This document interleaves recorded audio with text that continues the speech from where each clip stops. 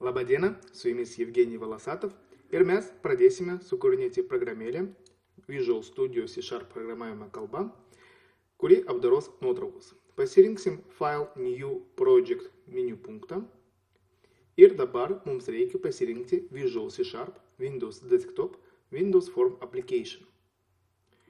Čia namesklytyje jums reikia parašyti programą pavadinimą. Aš parašysiu Pixels. Viskas gerai. Ir jau dabar mes turime programėlę, kurį galime netgi paleisti ir pažiūrėti, kaip veikia. Aišku, kol kas nieko ypatingo nėra, bet jau galime, pavyzdžiui, pakeisti programą dydį ar dar ką nors. Yra kažkoks pavadinimas ir taip toliau. Pažiūrėsim, kur šita programėlė yra jūsų diske. Pixels, toliau aplanka bin, debug ir čia yra Pixels exe failas, būtent tas egzešnikas, kuris yra jūsų programėlė. Einam toliau. Solution Explorer atidarysim, jeigu jūs nematot, jūs galite pasirinkti meniu punktą View Solution. Ir dabar mes šitai programai nurodėm piktogramą. Atidarom Properties, savybės ir Application, kur yra icon, paspaudžiam 3 taškukus ir pasirinksim, kur yra ta programėlė, ta piktograma, kurį jūs iš anksto parašėt.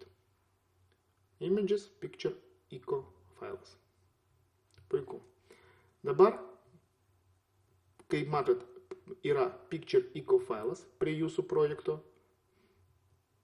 Ir jeigu mes paleisim, čia jūs nematysit, bet ten, kur yra exe failas, jis jau turi savo piktogramą. Puiku. Dabar mums reikės dar tą piktogramą pridėti prie programėlės. Bet iš pradžių mes per vandenį pakeisim vardą mūsų programėlės, pavadinsim Form Pixels.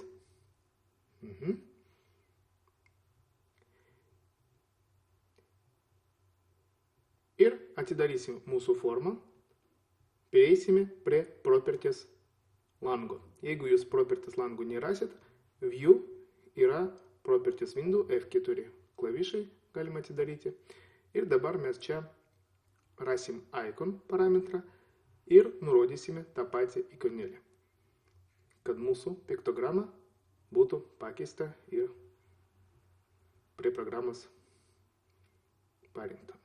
Ir netgi ten, kur punktų meniu, jūs irgi matysit tą paveiksliuką. Puiku. Na kągi, pratęsim toliau. Pakeisim programos pavadinimą. Pavadinsim Pixels Demo Application. Galbūt šiek tiek didesnį langą padarysim. Ir padarysim Start Position Center Screen, kad programa paleidus atidarytų lygiai ekranos centre. Puiku. Dar jūs galit pažiūrėti Form Border Style, pakeisti kažkokį kitą pasirinkti, bet mes paveiksim Size Able, kaip ir buvo. Dabar mūsų tikslas patalpinti visus reikalingus elementus, vizualinius komponentus. Tai daromas per Toolbox langą. Jeigu jūs nematot, jūs galite čia rasti. Ctrl-Alt-X atidaromas. Ir pradėsim nuo pačio pagrindinio elemento Picture Box. Pagal abėcėlę galite čia rasti Picture Box. Šitas komponentas bus mūsų ekrane. Po to, kai mes pridedam tą komponentą, mums reikia pakeisti jo pavadinimą. Pavadinsim Picture Box Main. Dar galim pasirinkti Border Style, kad būtų rėmelė tokia. Ir toliau pakeisim dydį, kad liktų vieta iš dešinės pusės mygtukams. Bet dabar jeigu pakeisti programą dydį, tai Picture Box nesikeičia. Tam mes galim atidaryti aplanką Anchor, Properties Anchor ir pridėti ten, kaip jūs matot, top, left, bottom ir right. Ir kaip jūs dabar matot, ta mūsų Picture Box keičiamas kartu su lango dydį.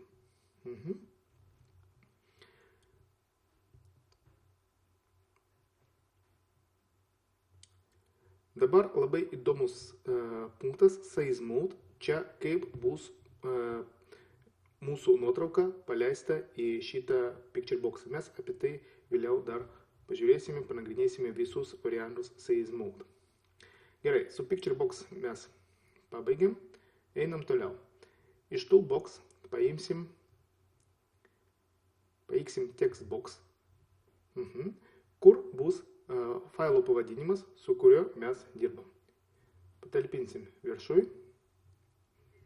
Dar toliau atidarysim Properties, pakeisim pavadinimą. Kiekvienas komponentas turi turėti savo vardą, kad programėlė būtų aišku. Ir padarysim Read Only. Jis bus plikas, tai reiškia, kad negalima keisti jo pavadinimą tekstą viduje, o galima padaryti tik per programą. Dabar mes pakeisim šriftą, fontą, Tahoma 12 dydžio. Man Tahoma šriftas labai patinka. Ir dabar gražiai sutvarkysime. Ir dar irgi reikia pakeisti Anchor, top, left, right. Ir dabar, jeigu mes keisim langų dydį, visi šitie dalykai keičiami. Bet kaip jūs pažiūrėjot, galima padaryti per mažą programėlę ir tai nebus gražu. Dėl to mes galim pasirinkti mūsų formą ir pakeisti Minimize Size. Parašysim 600-400, tai reiškia, kad mūsų forma negali būti mažesnė už šito dydžio. Tai labai naudinga, kad visi elementai tilptų ir gražiai atrodytų. Einam toliau. Iš Toolbox'ą parinksim Button mygtuką. Šitas mygtukas atidarys nuotrauką, su kuria mes norim dirbti. Pakeisim to mygtuko pavadinimą. Button Open Picture parašysim. Dar irgi pakeisim tekstą Open Picture. Ir dar irgi pakeisim šriftą, kad visi mygtukai, visi tekstai mūsų formoje būtų vienodo šrifto ir vienodo dydžio. Puiku, gražu, bet dabar mes galim sukopijuoti visą tą mygtuką, visos parametras irgi bus sukopijuotas ir pakeisim pavadinimas, antras mygtukas pavadinsim Start ir spaudžiant tą mygtuką mes pradėsim vykdyti procesą, pradėsim keisti nuotrauką. Start process. Puiku. Ir dabar mums reikia irgi Anchor pakeisti, kad mūsų mygtukas priliptų prie dešinės krašto. Prie dešinį krašto. Va taip. Kaip matot, labai gražu viskas atrodytų. Na kągi, mums belieka patalpinti du checkboxus, o čia, kaip matot, viskas tvarkoj, programa yra paleidžiama ir visi elementai parodomi. Atidarysim Toolbox ir patalpinsim du checkboxus, vienas ir antras. Kaip prisimenat, pirmas bus Grayscale, antras bus invertavimo. Atidarysim Properties.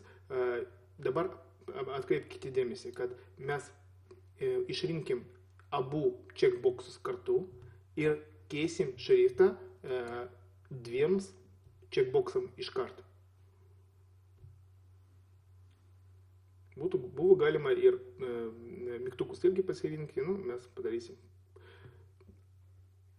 Parodžiau, kad yra tokia galimybė ne kiekvienam komponentui atskirai keisti, bet iškart visiems, kurie yra pasirinkti. Pirmas checkboxas pavadinsim Checkbox Grayscale. Ir tekstas čia bus atitinkamai Grayscale negatyvas. Antras checkboxas, tekstas bus invertavimo, kai visi spalvos keičiami. Ir checkboxo pavadinimas Checkbox Invert. Jiem abiem reikia irgi pakeisti Anchor, kad jie priliptų prie dešinį kraštą. Kaip matot, programėlė jau paruošta, bet dar nėra progress baro, nes mūsų programa gali veikti pakankamai ilgai, jeigu nuotrauka labai didelė. Dėl to mes dar patalpinsime progress bar komponentą iš dešinės pusės ir mums reikia padaryti, kad jį būtų matomas tik tai tada, kai programa veikia, kai nuotrauka yra apdarojama. Pavadinsim progress bar process ir dar reikės pakeisti visible.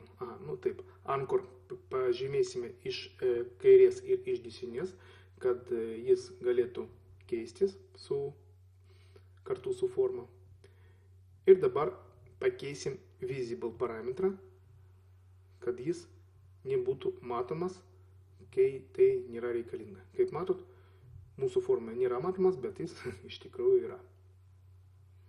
Na kągi, forma yra paruošta, jūsų užduotis savarankiška sukurti tokią pačią formą ir kai sukursite, galėsite pereiti prie kito uždavinio, kad iki galo padaryti mūsų programėlę. Ačiū uždėmesį, su jumis buvo Evgenij Volosatov. Sekančiai pamokai mes parašysim visą reikalingą kodą. Iki.